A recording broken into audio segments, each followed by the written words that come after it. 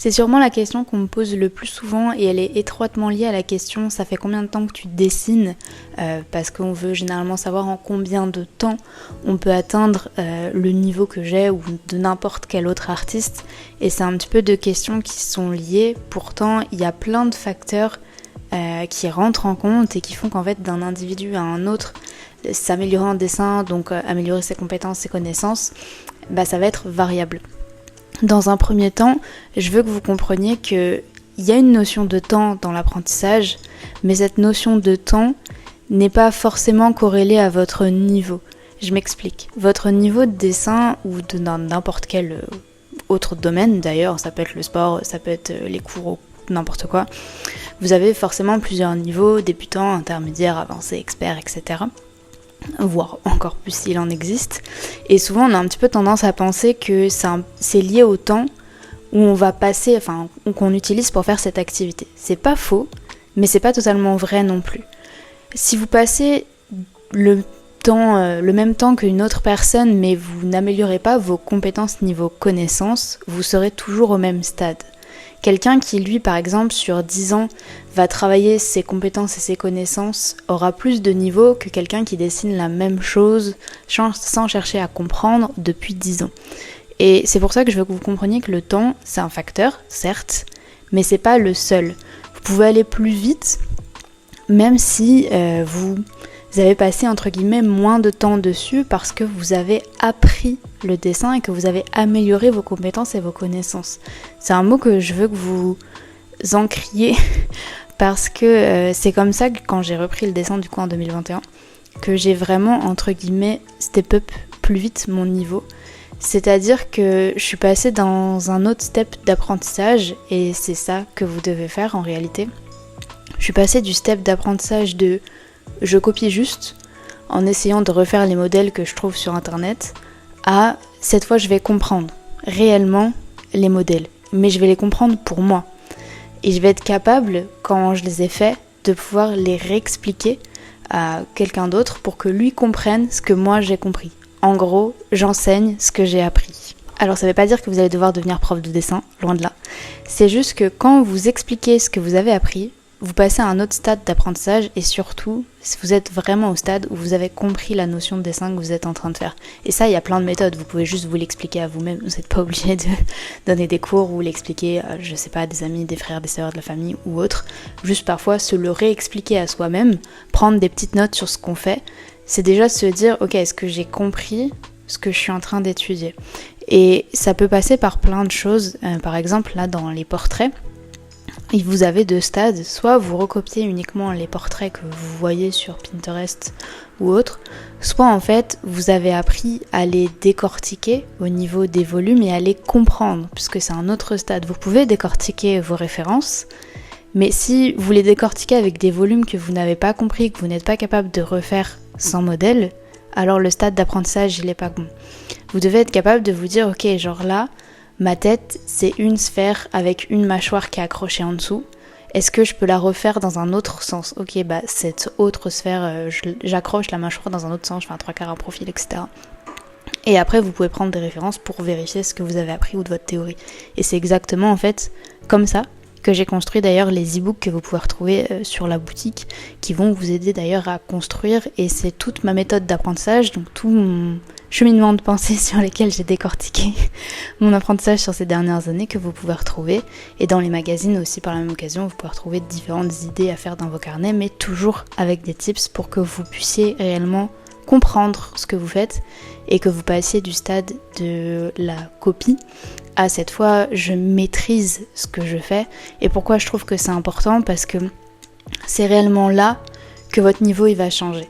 À partir du moment où vous allez comprendre ce que vous faites, votre dessin il va passer à un niveau supérieur parce que vous allez être capable de vous l'approprier. Vous n'êtes plus au stade de la copie, mais là vous allez être au stade du style. Et ça revient aussi un petit peu à la question qu'on m'avait posée, j'ai d'ailleurs une vidéo dessus sur comment trouver son style. En fait, tout est un petit peu lié dans le dessin et le niveau l'est par la même occasion. C'est-à-dire que quand vous vous détachez de la copie que vous faites sur différentes références parce que vous avez compris comment les éléments fonctionnent, c'est là en fait où vous êtes maître de votre dessin et où vous pouvez prendre des libertés. C'est un petit peu le sujet que j'évoquais dans un réel que j'ai mis sur Instagram où je vous expliquais une erreur fondamentale que je vois beaucoup sur les dessins de débutants, qui est de vouloir faire le coup de façon totalement arrondie. Alors c'est pas mal, on est tous passés par là et moi la première d'ailleurs, mais c'est une erreur parce que le cou n'est pas arrondi, le cou est droit. Ce qui vous donne cette illusion d'arrondi, ce sont les trapèzes et en fait, visuellement, la première chose qu'on voit dans un visage, et effectivement la première fois qu'on a envie de faire ce cou arrondi, mais ce n'est pas le cas. Donc je vous expliquais un petit peu comment le cou était fait et on m'a posé la question, oui mais si moi c'est mon style. Et en fait vous remarquerez que des artistes professionnels, il y a du style, mais il n'y a pas d'erreurs qui sont involontaires. Et la plupart du temps, les débutants ont cette fâcheuse tendance à faire des erreurs. Et en fait, quand on leur dit « non mais c'était volontaire ». Et ça, c'est parce que vous n'êtes pas maître de votre dessin, parce que vous manquez de compétences et de connaissances. À partir du stade où vous avez compris comment le cou fonctionne, et c'est ce que j'expliquais après, c'est que quand vous faites le cou arrondi de face, vous le faites dans toutes les positions, le profil, le 3/4, et en fait c'est cette notion d'équilibre qui vous manque, parce que si le cou est arrondi, généralement dans 99% des cas, en fait vous avez l'impression qu'il y a un problème sur la tête, parce qu'en fait l'équilibre n'est pas là, et la gravité fait que techniquement la tête elle tombe. C'était un petit peu ce que j'avais expliqué. D'où le fait que le cou est droit, maintenant que la base, vous pouvez faire des trapèzes plus ou moins développés, plus ou moins arrondis, comme vous le voulez, mais que le haut de la tête était toujours droit pour faire s'ancrer. Et en fait, quand vous avez compris par exemple cette notion, comment elle fonctionne, pourquoi le cou est droit, vous êtes maître de ce que vous faites, et là vous pouvez prendre la décision de vous dire, ok, genre j'ai envie de faire quelque chose qui change un petit peu, mais je sais pourquoi je le fais. Je le fais en pleine conscience, parce que normalement il y a cette notion d'équilibre, mais j'ai envie de garder cette notion d'équilibre qui est importante pour mon dessin, mais juste je la varie, je la change. Et là vous faites entre guillemets la forme que vous voulez, vous avez compris l'idée. Mais c'est quelque chose qui est volontaire à partir du moment où vous avez compris ce que vous faites. C'est pour ça que c'est très très important. Maintenant, comment on en arrive au stade de je passe de la simple copie à j'ai compris ce que je fais. Il y a beaucoup de pratiques. Comme j'ai dit, c'est pas forcément corrélé au temps, tout simplement parce qu'il y a des gens qui vont apprendre plus facilement que d'autres, il y a des gens qui vont apprendre plus vite, et il y a des gens qui vont comprendre comment eux-mêmes apprennent. Je vous apprends pas, il y a plusieurs façons d'apprendre les choses, il n'y a pas que, par exemple, retenir sa leçon bête et méchant. Il y a plein de façons d'apprendre qui existent, que ce soit kinesthésique, visuelle, auditive, etc. Il y en a beaucoup et je vous invite à vous renseigner sur la méthode d'apprentissage qui vous correspond à vous et sur laquelle vous êtes la plus efficace. Et en fait, de l'utiliser dans votre apprentissage du dessin. Moi, par exemple, je suis visuelle, mais je suis surtout une personne très auditive et quand les deux sont ensemble, ça fonctionne très bien. J'ai pas du tout de mémoire kinesthésique, ça me concerne pas, moi je sais que ça fonctionne pas. Donc en fait, quand je fais un apprentissage conscient de ce que je fais, je me parle à moi-même. Voilà. Par exemple, si je veux, ça a été le cas dernièrement quand j'ai étudié les plis et les vêtements de façon beaucoup plus prononcée que ce que j'avais fait auparavant, pour justement préparer un e-book T7 qui sort bientôt, voilà, c'est un petit spoil.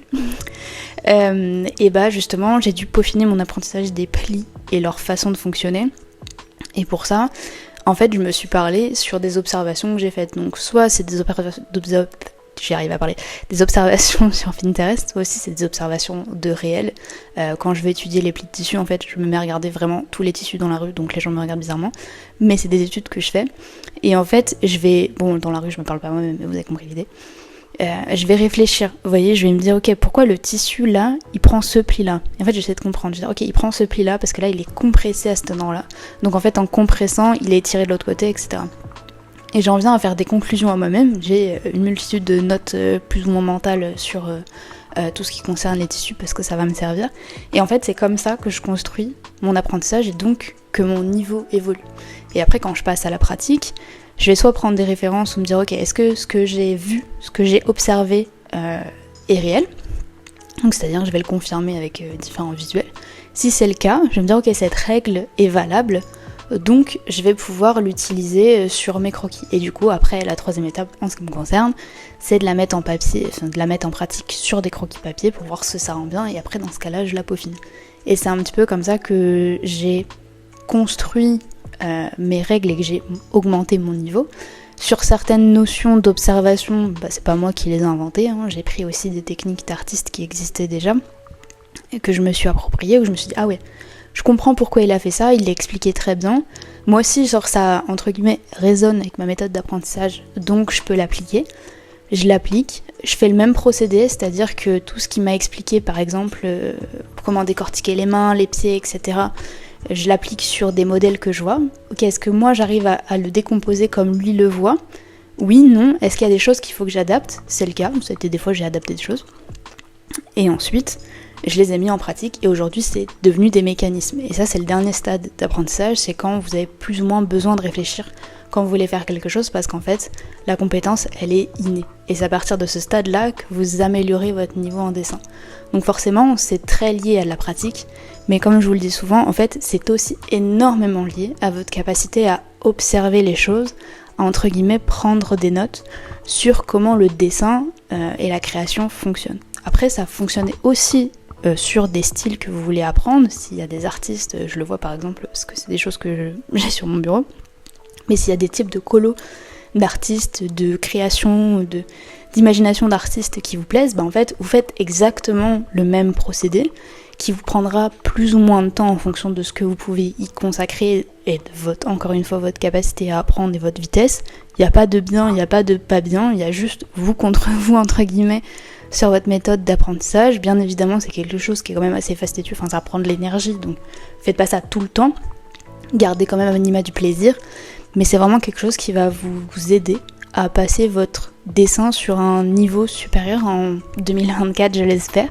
En tout cas j'espère que ça a été assez clair, ma vidéo était assez rapide donc j'ai pas pu énormément m'étaler sur plein de sujets, mais s'il y a des choses que vous voulez que je traite un petit peu plus en détail sur des vidéos plus longues la prochaine fois, n'hésitez pas, ce sera un plaisir. Ça fait très longtemps que j'ai pas fait de voix off, donc je suis un petit peu rouillée, je pense que ça s'entend. J'espère que vous me tiendrez pas rigueur parce qu'en plus j'arrive même pas à parler. Sur ce, j'espère quand même que vous avez passé un bon moment avec moi, que vous avez appris des choses, et moi je vous fais des gros bisous et je vous dis à la prochaine.